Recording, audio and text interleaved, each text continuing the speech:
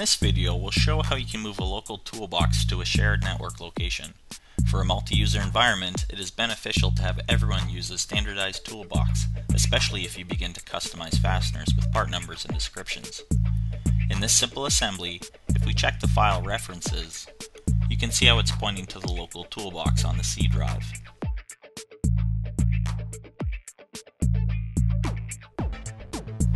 If we check the toolbox options, you can see it's pointing to that local toolbox location.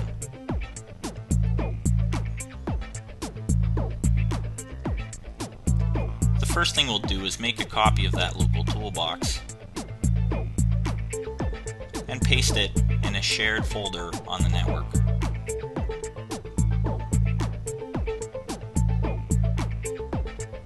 Back on the client, we'll return to our options, and under the toolbox, we'll browse to that shared network location.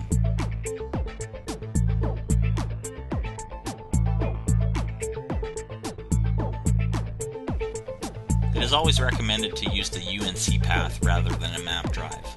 We'll go then to the file locations and select reference documents, and we'll add the same location.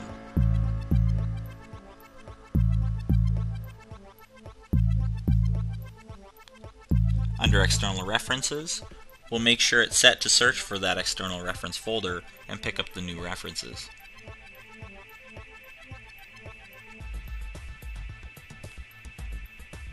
Next, we'll return back to our local toolbox and rename it so it will no longer find those files.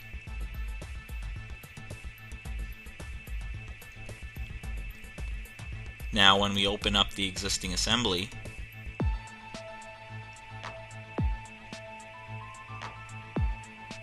you can see all the toolbox files are there, and under the file references, it now points to that network location.